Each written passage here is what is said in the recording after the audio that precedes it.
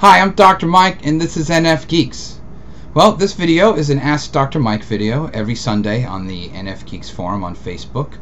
People post questions for me to answer in a video, and this week's winner was Jennifer Enchin, okay? And her question is very timely for this time of year. And her question is this: what is the perfect gift to give each type for Christmas? This question is both practical and seasonal. You're welcome. The you're welcome part has been cracking me up since she wrote this. I don't know what that's supposed to mean. Is it snotty? Is she really, being happy about this? And I don't know, because I kind of hear it like, you're welcome, like that. I don't know, Jen, I don't know if you mean it that way. It's comical. It's not an insult. I've been laughing about it. So, all right, so let's get right to it. The perfect gift to give for each type. I have something to say before I get into this gift thing, and then afterwards kind of the same thing. And that is that it's kind of hard to do that because you do have to kind of know the person exactly to a certain point. Well, I mean, not exactly, but you kind of have to know the person to get that right in a very precise way. So really what we're going to be talking about here is hitting the board as opposed to hitting the bullseye. Okay, at least we're going to get in the rings, the red ring of the target. It's going to be a lot harder to hit the middle, but I think that's okay, because I think one of the things that is kind of ruining the conversation about type is that we're too tied up in the specifics and not enough in the generalizations. I know people would say, "What? No, it's the other way around." No, it isn't. It's not the other way around. We need to think about the average type. What is the average ENFP want or like? What is the average ISTP like? What is the average ENTJ like? And then think about that in terms of anything, let alone gift giving. Okay, so it's much better to take sort of a broader approach and kind of think about, what do the temperaments want, and what kind of things can you get in a broader sense that will hit the mark, even if it's not a bullseye. And I'll talk more about that after I do all this too. So for the most part, I'm only going to talk about a few types, because I don't know exactly what the right thing for each type would be. I'm going to speculate, but I think if we think about the temperaments and what would the temperaments want, I think that's a better place to go, because you'll hit the mark better. Again, will it be harder to get a bullseye? Yes, but will you get in the range?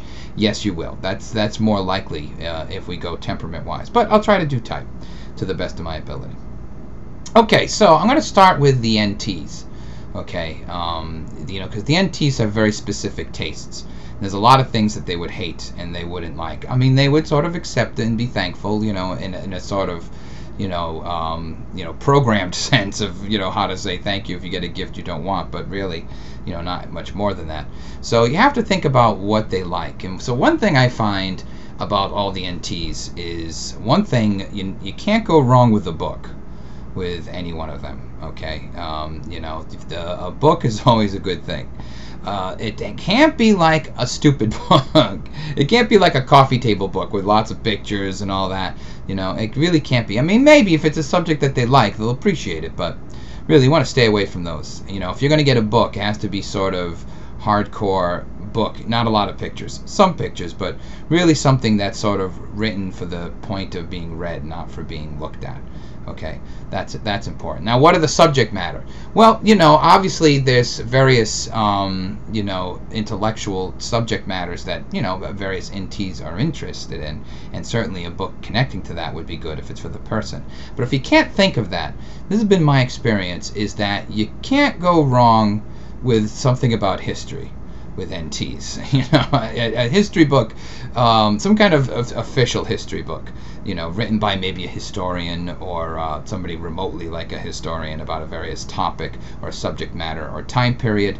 You can't go wrong, even if it's not the the subject that they're particularly interested in, or the time period they're not particularly interested in. They all sort of have an affinity for history, and they'll all pick it up and look at it and read it and like it or whatever, or at least, you know, appreciate it. You know, you can't go wrong. Ideally, you want to give them a book that's specific to their type. Okay, meaning specific to their interests based on their type. You know, you always want to go in that direction. But if you can't, history is pretty good. But again, it's got to be like official. Like it can't be, it can't be a coffee table book about the planes of World War II or something. That doesn't mean they're not interested in the planes of World War II. I mean, they would think that's cool, but something a little more specific in terms of design or whatever, you know, they'll appreciate more. You know, so try to get it, you know, from a real person. You know, so for example, if you're going to get World War II, get Stephen Ambrose. I know it's not perfect, but that's better than like some coffee table book with just pictures of, you know, the Arizona getting bombed, you know, that cliched picture. You know, get something written by somebody. Okay. Now, video games are always a good one, and I find that NTs are, you know, have an affinity for the strategy ones. You know, like StarCraft and things like that. And even when they play World of Warcraft, you know, I don't know if anyone's still playing that one, you know, anymore, you know, online. But, you know, it's all strategy based. They like that kind of stuff. They do like RPGs, you know, that's pretty good too. But strategy stuff, you can never go wrong with that, you know, with them. Also, regarding the books, you can get fantasy books, but they have to be particularly complex and dense. You can't get like Harry Potter. Some like Harry Potter, but like a lot of NTs I know are into Dune and, you know, Lord of the Rings, obviously. You know, very sort of intricate, dense backstory of histories and, you know, maps and, you know, all that. You know, going back, this has to be this history lesson of the whole place before you even get to the story. Those are good. You know, you can't go wrong with those either. Specifically, I don't have it too much specifically. I know that I knew an INTP kid, and this is so cliched, but it's great. I knew this INTP kid who loved to build stuff, like Legos, like look at a plan and build like these Lego things. You know, like according to the plan. You know, you get these things, there's this massive directions, and then you build it. This huge space shuttle thing comes out of that. He really liked that. And he really liked those toys where you build a robot out of like stuff and wheels, you know, you put it together and then you have the controller and you make it work and you try to figure that out. I know that's so like, you know, cliche, but he did love it. He loved it more than anything, you know, doing that, you know. Minecraft also is another INTJ thing. I mean, I'm sorry to say, they probably all have it anyway, but if you know anybody that doesn't, you have to talk about a kid. Can't go wrong with Minecraft, so go for it. All right.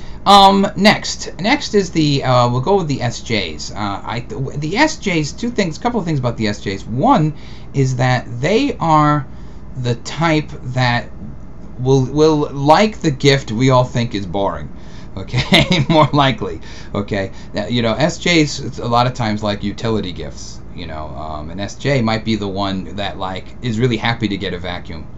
You know what I mean? Something really, you know, something that everyone else would be like, oh, vacuum. You know, they would like, okay, or something related to that. They're also, I find that SJs are appreciative of things like gift cards and stuff like that a little more than the rest. I mean, we all love a good gift card. I mean, I do too.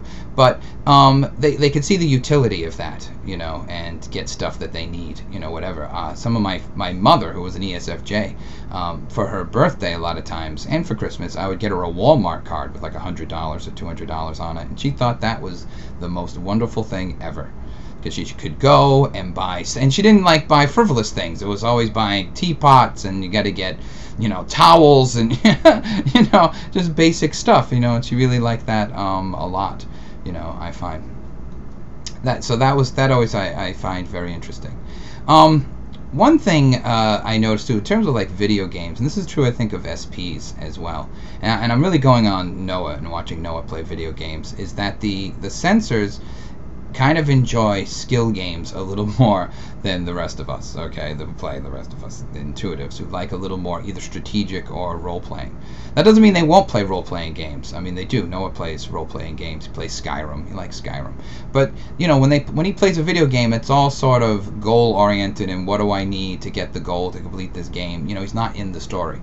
Okay, so for example, Noah's great at all the Mario games, all the Super Mario games. Doesn't matter what it is. He's got them all, the old school, the new ones, Galaxies, and he goes through them fast.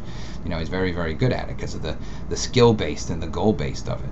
Now, he's good at Legend of Zelda. He likes it, but he plays it like that too. You know, I need this to get this to open this. You know, it's all very sort of on the surface skills. What do I do to unlock this puzzle?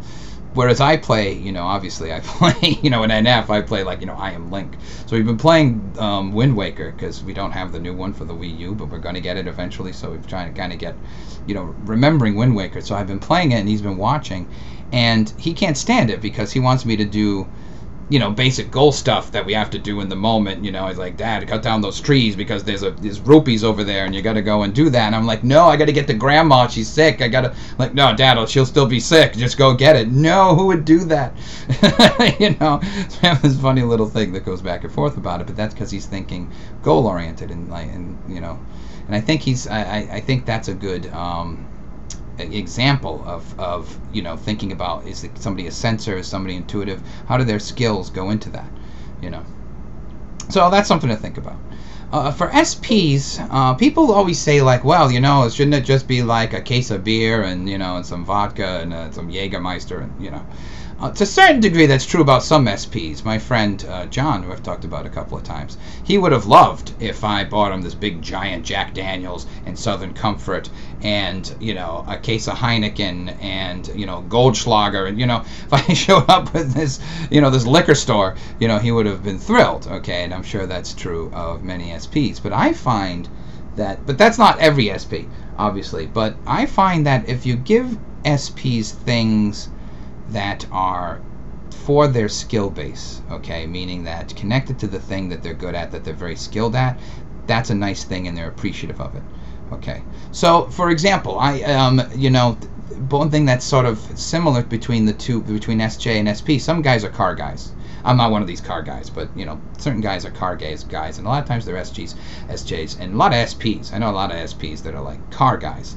And in fact, I think all the SPs I know, personally, I think are car guys. Doesn't mean all SPs, but all the SPs I know, including my friend. He was a car guy. So, you know, they would appreciate tools.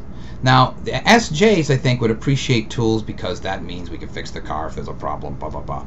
But the SPs see the tools as something to use to refine the car and not just fix it, but tune it up, keep it in perfection, and really learn how to use those tools and to use them correctly to build this better car. You know, I find a lot of SPs are the restore the car guys. You know what I mean? You know, from the, you know, from an old car, you know, finding all the parts and all that. So giving them sort of the stuff that they need for their craft, okay, I think they would appreciate more. And again, it doesn't necessarily be things like tools. I mean, it could be, you know, if they're sculptors, you know, to give them better sculpting tools, you know, things like that, things that connect to their specific skills that they can use. I think they'd appreciate that. And I'm sure they'd appreciate the gold and all that too. I mean, who wouldn't? But I think a better gift, saying that I understand your world, is to give them things that are good for that. And also, that also relates to things that they're working on, and even indirectly. Okay, I find a lot of SPs who are car people like things that are good with cars. You know what I mean? Like getting new flaps if it's a truck or whatever. Like they like that kind of stuff. Okay, not, you know, and it's not so much the you know, it's not, you know, it's not the utility of the, like, the flaps or anything like that. It's just sort of the you know, the impact that the flaps have, you know, on things. You know, so for example, I know a lot. I know personally, I know SPs who like having, like, you know, women on the flaps, you know, and things like that.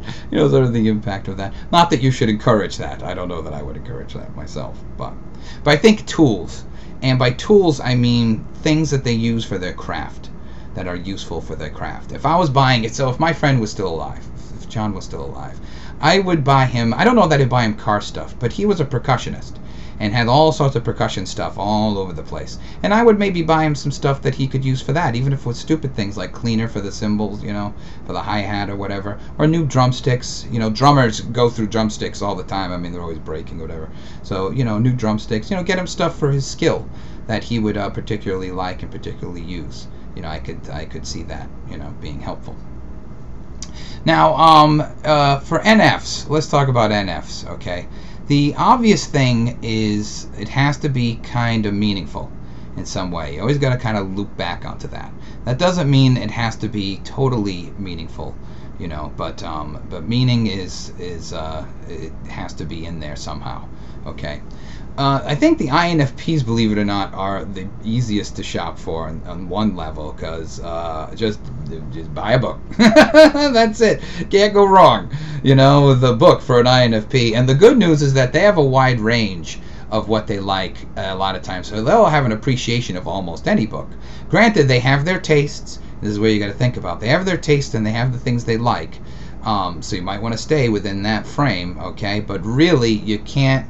Any book will be appreciated that you actually knew that they liked books and you gave them a book, you know, assuming it's not offensive to them, at least that you gave them something, they'd appreciate that. So you can't go wrong with a book with INFP. That's the joy of them. However, one thing about shopping for INFPs is that they're very finicky and they're very specific as to what they like. Okay, and if you miss it by a little, if they give you something specific and you miss it by a little, they're going to be disappointed. So you got to get it right. Like, you got to hear exactly what they want. If they verbalize it, okay, if they verbalize it, you got to come in exactly. Otherwise, there's going to be a level of disappointment going on with them. That's kind of a bummer for everyone, you know, around on this. So, you know, if they say, you know, Harry Potter, you know, I want the Harry Potter series special edition in the British English, not the American English, you know, autographed by J.K. Rowling. Well, you got to meet all those criteria. Granted, if you didn't get one, okay, they'll take it, but you know, they'll be a little upset. So, you know, if they ask for something specific, make sure you get it specific. Okay, you gotta nail it if they ask for it. Okay, that's important. Because you'll see, okay, it won't come out as happy. It won't be that happy at Christmas. Now, INFJs are pretty good for that. You can get books if you have to, but this is something, and it's half a joke, but I really think this will work, and that is, when in doubt, if you don't know what to get the INFJ, assuming that I already have this, when in doubt, Leaves of Grass by Walt Whitman. There you go. Okay, if nothing, you can't think of anything else, Leaves of Grass, Walt Whitman, can't go wrong. It may not be perfect, but it won't go wrong. And even if they don't know what it is, once they start reading Walt Whitman, they'll be like, oh yeah, I got why you bought this. They'll appreciate that, you know. Now, ENFP, I have to admit that this sort of is true, and that is ENFP likes novelty, and a little novelty stocking stuffer will go a long way with an ENFP, and I know this even for myself. So, for example, one year my sister bought my niece and Noah, I don't remember the names of this thing, but you'll know what I'm talking about, is these little tiny little magnetic, you know, spheres that were all together. You bought it and it was in a cube, and each one was magnetic, and you could kind of move it in any kind of shape and make lines and make little squares and make big squares and make them all come together and whatever and move it around, you know, make other little shapes, and you know, because it all went together because it was magnetic, you know, each ball was magnetic. And my niece was not particularly impressed with it, and Noah was like, whatever. And I was like, oh my god, this is the coolest thing ever. I remember saying to my sister, why didn't you get me this? You know, you got it for them, where's mine? You know, I definitely remember saying that. So that was a cool thing. So a little novelty, little thing. It's almost like, I don't know everybody has this store. I guess they do, Brookstone, where they just have novelty gifts of various levels of expense. And when I go in there, I always think, you know, I was like, okay, nobody would like this gift. I know they like that gift, but I know that I would. I know that I'd love this thing, even though it's stupid. I wish somebody would get this for me. So, you know, you got that novelty for it. And, you know, I find this is going to sound stupid, but you know what? Also, when in doubt, just buy a crystal or something. Buy some stupid NF stuff. And NF will appreciate it. You know, if you give them a new necklace, a new thing, you know, something NF, something, you know, that's sort of even something spiritual, whatever. It's always going to come back to some kind of meaning, even if it's has utility to it. You know, got to remember that. Okay. Now, all that is kind of... you know, again, they're generalizations about what you can get and, like, you know, stay within a zone. And the reason why I bring that up is that, you know, someone's going to post or something like, well, you know, I know an INFP that wants a monkey wrench, and I know an SP who wants to read, you know, Descartes' Discourse on Method, and, you know, these outliers and, you know, anomalies, these unusual people that are sort of outside the general temperament or type. And although that's interesting to a point, it kind of, I feel like it stumbles and blocks the conversation, because I can't we just assume that there are outliers? Can't we assume that there are, you know, people down the normal distribution curve, a few people that are outside of the general norm, or at least very distant from the general norm? Do we have to keep talking about that? That's what I want to know, because I think it blocks having a conversation about what does most of the people in the type do. You know, always talking about, like, the ISFP who wants to read, Descartes, is sort of blocking us from talking about what does the average ISFP do. What do these other people do? And that's why it's, this whole conversation about gifts is tough, because there's going to be somebody who always is going to point out, the gift that, there's an NT who wants to cuddle with a teddy bear. I suppose there is, but do most NTs want to cuddle with a teddy bear? So we have to think about the general, the general way that people act within the type. The average way, that's the word I was trying to get to. The average way people type is the way people are, to their type, is the way to think about them. And then you can make decisions about type. It's more likely than less likely that, an INFP will like some books. That's more likely. It's less likely that they wouldn't like books. It's possible, but it's more likely. Okay, so we need to think about that and have that in the conversation, not just for gifts, but also for just anything. That even though there are outliers, there's really a majority of people within the type that are acting similarly, and that's what we need to know, because that's how most people are going to be. Okay, it doesn't matter that there's people, that are, beyond the average, because, that's not going to help. Okay, and the reason why we think this beyond the average is because everybody thinks they're the one outside the average. Okay, that's a problem. Now, again, it's not also, you shouldn't be so specific about these things. Obviously, we all like different types of gifts. I like utility, for example, but let me give you this example where I like utility, but there's always this loop of meaning that comes around as an NF. You always have to take into account the temperament thing. So, for example, one of the things I want for Christmas from Noah, I told him straight up, is that I want a new satchel. You're not a good college instructor without a satchel. So I want a new satchel. The satchel I've been using has had it, so I want a new one. Now, a satchel is very utility. Okay, it's very sort of SJ. Got to have it for work. And for what do I need it for? I need it for my computer, so when I go teach philosophy. Now, that's very NT, right?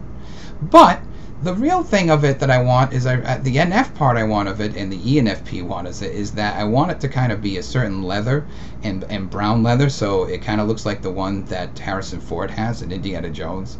Okay, I have this this Indiana Jones look, because I want to be in this imaginary place where I look like Indiana Jones. I even have an Indiana Jones hat. So part of it is that ENFP role playing, going into my imagination and sort of being Indiana Jones as I go to class and things like that. So really, at the core of this is this stupid NF stuff, about role playing and imagination, and specifically ENFP stuff, sort of being in the costume of, I have a brown leather jacket. Man, I got the whole thing. I mean, really, I should wear it. I got the whole outfit going, so I want to be in that place of imagination. So it's still NF, But I think if you follow the general things that I talked about, I think you will get within the zone. Sometimes it'll be a bullseye, sometimes it won't. Most of the time it actually won't, but it won't be a miss. I don't think any of these things would be a total miss, and that's why I'm talking about it the way I am. All right, so good luck, and ideally I think you should just ask people what they want for Christmas. I think that's really the best thing you should do. But still, if you don't know, follow these paths. I don't think you can go wrong.